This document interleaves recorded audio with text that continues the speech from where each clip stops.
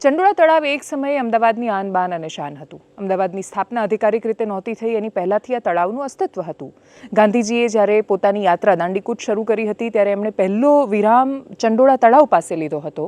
એ ઐતિહાસિક ચંડોળા તળાવ છેલ્લા 10-15 વર્ષથી માત્ર ને માત્ર ગેરકાયદેસર પ્રવૃત્તિ અને ગેરકાયદેસર રીતે ઘૂસીને આવતા માણસોનું આશ્રય સ્થાન બની ગયું. કોઈ પણ એક જગ્યા આશ્રય સ્થાન એટલા માટે બને કેમ કે શરૂઆતમાં સરકાર એને ઇગ્નોર કરે. ત્યાંની સ્થાનિક રાજનીતિ, આજુબાજુના માણસો, એમને એમાં વોટ દેખાય, એમને એમાં પૈસા દેખાય, ઇલીગલ કામ થતા દેખાય અને એ ઇલીગલ કામમાં સસ્તા મજૂરો મળતા દેખાય. બાંગ્લાદેશથી ઘૂસીને આવતો પ્રત્યેક માણસ આતંકવાદી નથી, પણ એમાંથી કયા આતંકવાદી હશે કે નહીં એ કોણ નક્કી કરશે? અને ઘૂસણખોર હોય છે. અને એટલે જે ઘૂસણખોરને ઊભું કરવામાં, એનું સામ્રાજ્ય ઊભું થવામાં જે વ્યક્તિનો ફાળો હતો, ખાસ્સા વર્ષો લાગ્યા અમદાવાદની પોલીસને એની સામે કાર્યવાહી કરતા, પણ હવે આખરે લલ્લાનું સામ્રાજ્ય ખતમ થયું છે. આ એટલા માટે ખૂબ જરૂરી હતું. હાઈકોર્ટમાં આખી આ વાત ગઈ અને એ માનવ અધિકારના સંદર્ભે ગઈ. એ વાતને પણ તમે નજરઅંદાજ નથી કરી શકો એમાં કે ઘણા બધા લોકો હતા કે જે ભારતીય હતા પણ ત્યાં ગેરકાયદેસર રહેતા હતા અને એટલે જ ગેરકાયદેસર રહેતા માણસોને પણ નોટિસ આપવી અને પછી એમને સમય આપીને ખાલી કરાવવું એ કોર્ટનો આદેશ કહે છે. આ જ વાતને ટાંકીને હાઈકોર્ટમાં ગયા આનંદ યાજ્ઞિક એડવોકેટ અને એમની સહિતના ઘણા બધા લોકો. આ વાત જ્યારે ત્યાં રજૂ કરવામાં આવી ત્યારે હાઈકોર્ટે સ્ટે આપવાની મનાઈ કરી. આ વાત સુપ્રીમ કોર્ટમાં જવાની છે. કોર્ટ શું દિશા નિર્દેશ કરે છે એ ખબર નથી, પણ સરકાર તરફથી જે વાત મૂકવામાં આવી એ સૌથી મહત્વની હતી. સરકારે કહ્યું કે જમાત ઉલ બાંગ્લાદેશના આતંકવાદીઓ પોતાનું સ્લીપર સેલનું નેટવર્ક ચંડોળા તળાવની આસપાસ શરૂ કરવાના હતા. વાત દેશની સિક્યોરિટીની આવે ત્યારે બાકીની બધી વાતો, માનવ અધિકારની વાતો પણ એટલા માટે ગૌણ થઈ જાય છે કેમ કે હજુ પણ દેશ ઉભરી નથી શક્યો એ આતંકવાદી ઘટનાથી, એ ત્રાસવાદી ઘટનાથી જે આપણે જમ્મુ કાશ્મીરના પહેલગામમાં જોઈ. આપણે માનીએ છીએ કે દરેક સ્થાનિક છે એ આતંકવાદી નથી, પણ કયો સ્થાનિક આતંકવાદી છે એની ઓળખ કેવી રીતે કરશે માણસો? પહેલગામમાં ગયેલા માણસો છે, એમણે ક્યાં કલ્પના કરી હતી કે સ્થાનિક માણસો જેની રોજીરોટી બનવા જઈ રહ્યા છે, જેને પૈસા આપવા જઈ રહ્યા છે, જે રાજ્યને ટુરિઝમ આપવા જઈ રહ્યા છે, એ જ રાજ્યના માણસો એમની સાથે દગો કરશે અને પછી અનેક સ્થાનિકોની સંડોવણી બહાર આવશે અને પછી આખા દેશનું માથું શરમથી એ વાત પર ઝૂકશે કે આ જ દેશના માણસો ગદ્દાર સાબિત થયા. અને એટલે જ આ જ સમયે જ્યારે એક બાજુ ચંડોળા તળાવની ડેમોલિશનની કામગીરી સામે આવી રહી હતી ત્યારે અનેક એવી તસવીરો સામે આવી. અનેક એવા પરિવારો હતા કે જે આંખમાં ખૂબ આંસુ અને પીડા સાથે પ્રશ્ન કરી રહ્યા હતા. 70-75 વર્ષના દાદા દાદી હતા, કહેતા હતા કે અમે હવે ક્યાં જઈશું? પણ એ પોતે પણ એ વાતનો સ્વીકાર કરતા હતા કે એ ત્યાં ગેરકાયદેસર રહે છે. અને એ જ્યારે ગેરકાયદેસર રહે છે ત્યારે સરકાર એ વાતની જવાબદારી કેવી રીતે લઈ શકે કે એમને ત્યાં ચંડોળા તળાવની આસપાસ રાખવામાં આવે? ચંડોળા તળાવને સાફ કરવું બહુ જરૂરી હતું અને સરકારે એ કાર્યવાહી કરી છે. ત્યાં જે લોકો છે જેમના માનવ અધિકારો જોખમાયા છે એ સંદર્ભે શું સરકાર નિર્ણય કરે છે, સંસ્થાઓ એમના માટે લડીને આગળ શું લઈને આવે છે એના પર નજર રહેવાની છે. એ તસવીરો પર નજર કરીએ જે ચંડોળા તળાવથી સામે આવી. અમદાવાદના પોલીસ કમિશનર GS મલિકને સાંભળીએ. મુખ્યમંત્રી, ગૃહમંત્રી, બધાએ જ DGP સહિતના લોકોએ ચંડોળા તળાવ મુદ્દે સમીક્ષા બેઠક કરી હતી. એમાંથી એક ઘણો બધો અર્ક સામે આવ્યો અને વાત એ જ હતી કે દેશની સુરક્ષાનો સવાલ હોય ત્યારે કોઈ પણ પ્રકારના કોમ્પ્રોમાઇઝ ન ચાલે. પ્રશ્ન એ રહેશે કે આપણે 15 વર્ષ સુધી એક એવી વિશાળ વસ્તીને ઊભી શું કામ થવા દઈએ છીએ? આવી વસ્તીઓ ઊભી થાય એના પહેલાં જ એને ડામવાની જરૂર છે. ચંડોળા તળાવ એક આઇકોનિક જગ્યા હતી અને બધાને ખબર હતી કે અહીંયા બાંગ્લાદેશી ઘૂસણખોરો રહે છે. એ સિવાય માત્ર અમદાવાદમાં નહીં, આખા રાજ્યના અનેક શહેરોમાં આવા લોકો છે, આવી વસાહતો છે, ગેરકાયદેસર ઘૂસી આવેલા માણસો છે. અને એ સિવાય દેશના સ્થાનિક માણસો છે કે જે પાકિસ્તાનના કે બાંગ્લાદેશના કે બાકી કોઈ આતંકી સંગઠનના ઇશારા હેઠળ કામ કરે છે. એને શોધીને સામાન્ય માણસોથી છૂટા પાડીને એમની ઓળખ કરીને એમને સજા આપવાનું કામ સરકારનું બને છે. પ્રતિક્રિયાઓ શું સામે આવી, સ્થાનિકો શું કહી રહ્યા હતા આ મુદ્દા પર, આનંદ યાજ્ઞિકે શું કહ્યું જે પીડિતોના પક્ષે લડી રહ્યા છે, સાંભળીએ. ઓળખાય છે એના તમે જુઓ કેવી રીતે એન્ક્રોચમેન્ટ એને કર્યા છે. એને ઘણી બધી દુકાનો બનાવી લીધી, મકાનો જુઓ. અહીંયા એના 200થી વધારે તો ઓટો રિક્ષાઓ એ રાખતા હતા, ભાડા ઉપર આપતા હતા અને એની પાસે ઘોડા પણ અહીંયા મળ્યા છે. તો એની પ્રવૃત્તિ આવી હતી કે લોકોને ખોટા રેન્ટ એગ્રીમેન્ટ બનાવી અને એ લોકોના જે આધારના જે આપવાનું બનાવવાનું જે કાર્યવાહી છે એમાં મદદ કરતા હતા. તો એના વિરોધ આપણે FIR આજે ક્રાઇમ બ્રાન્ચમાં દાખલ કરી છે. અને અહીંયા એ જોઈને ખરેખર તાજુબ લાગે છે. આ બધું તલાવનો એરિયા છે અને સુપ્રીમ કોર્ટના ઓર્ડર છે કે તલાવમાં કે જાહેર જગ્યામાં એ રીતે એન્ક્રોચ થઈ નહીં શકે. અગાઉ પણ અહીંયા 2009માં ખાસા ડિમોલિશન જે આ રીતેનો છે અને એટલું મોટું તો નહીં પણ પહેલાં પણ અહીંયા કોર્પોરેશને ડિમોલિશન કર્યા હતા, પણ એ લોકો ફરીથી આ બનાવી લે છે. તો અત્યારે જે કાર્યવાહી છે બહુ વ્યવસ્થિત રીતે અમદાવાદમાં અહીંયા ચંડોળા તલાવ એરિયામાં ચાલી રહી છે. અહીંયા જોઈન્ટ કમિશનર ક્રાઇમ મિસ્ટર શરદ સિંગલના સુપરવિઝન હેઠળ વ્યવસ્થિત કાર્યવાહી થઈ રહી છે. લગભગ 2000થી ઉપર પોલીસ છે અને 20 SRPની કંપનીઓ પણ રાખી છે અને અમદાવાદના તમામ જે પોલીસ છે સ્ટેન્ડ બાય ઉપર છે કે કોઈ પણ જગ્યાએ કોઈ બનાવ ના બને એ માટે अपने अपेक्षा है कि कोई एम कायदो हाथ में लेशे नहीं. पुलिस एक काम करो, हम लोग को सबको मार डालो, हमको बर्बाद करने से हम किधर जाएंगे. हमारे पास हमने मेहनत करे, हमने हमारा घर बनाया, लोना लिए, ऐसा करके हमने घर, अब हमारा घर टूटने पे आएगा तो हमारा जीव नहीं जलेगा बहन. 35-40 बरस के मेरे बच्चे हो गए, यहाँ का जन्म है मेरे बच्चों का. मैं हमारे को यहाँ से बर्बाद कर रहे दिन घर से. अचानक हमारे घरों पे हमला किया, बंगालियों का बोल बोल के हमारे घरों पे हमला किया.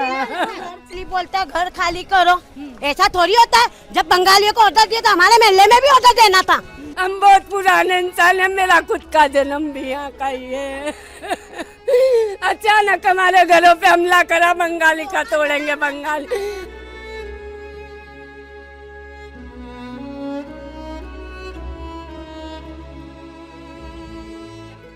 ये देखो, ये छोटे छोटे बच्चे, ये हमको टाइम दिया था तो ये बहन है, ये मुन्नी बहन है, साइन बहन.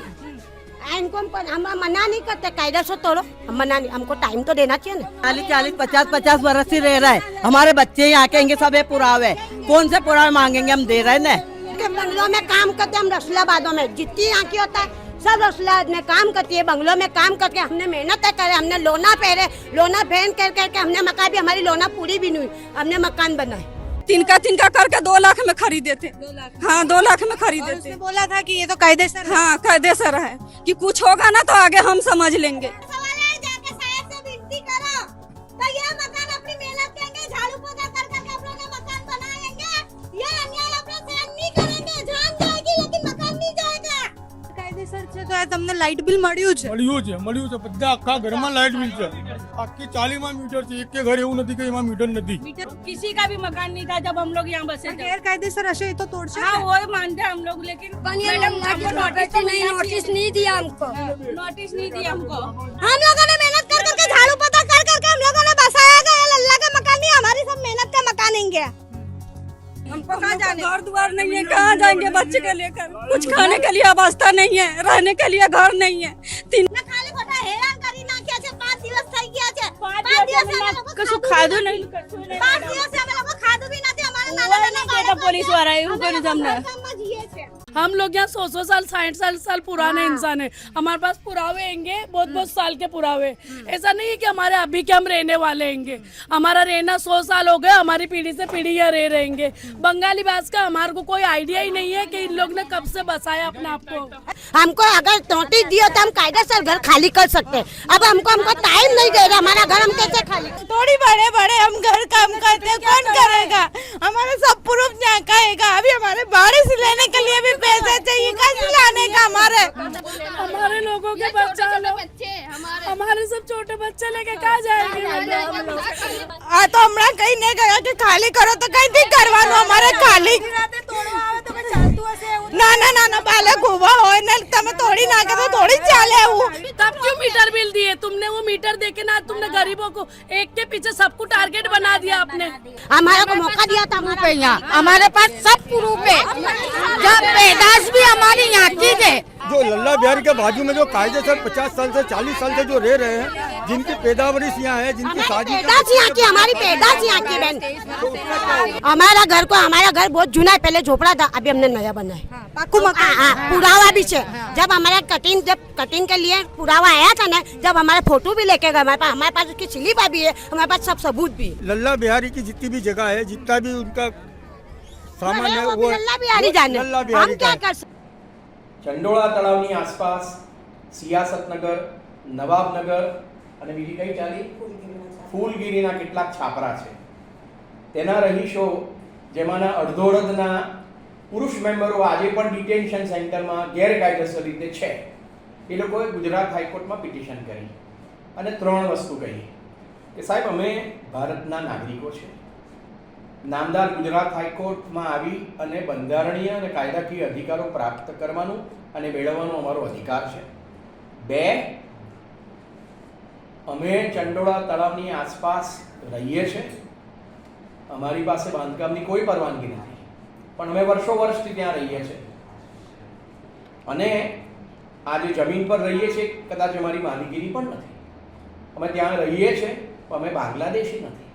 અમે કોઈ ગેરકાયદેસર પ્રવૃત્તિ નથી કરતા. અમે રાષ્ટ્રને જોખમાં એવી કોઈ કામ નથી કરતા. પણ કારણ કે અમે મુસલમાન છીએ અને અમે ગરીબ માણસો ઝૂંપડામાં રહીએ છીએ, એટલે હવે ચંડોળા અને બાંગ્લાદેશી કરીને અમારી પર જે ત્રાસ ગુજારવામાં આવે છે એ વ્યાજબી નથી. ત્રીજી વસ્તુ એમણે એવી કહી કે અમારા ઘરો સરકારી જમીન પર કે તળાવમાં કે તળાવની નજીકમાં હશે, પણ અમને નોટિસ આપ્યા વગર, 15 દિવસનો સમય આપ્યા વગર, સુપ્રીમ કોર્ટના છેલ્લા આદેશો પ્રમાણે મન ફાવે તે પ્રમાણે વીજળીનું કનેક્શન કાપી અને આજે તમે કોઈ પણ સમય આપ્યા વગર તમે જે તોડાફોડી કરી કે ડિમોલિશન કર્યું એ અને પ્રક્રિયા શરૂ કરી તે ગેરવ્યાજબી છે, ગેરબંધારણીય છે અને સુપ્રીમ કોર્ટના આદેશની ઓળખ કેવી રીતે કરશે સરકાર, સંસ્થાઓ અને સામાન્ય માણસો?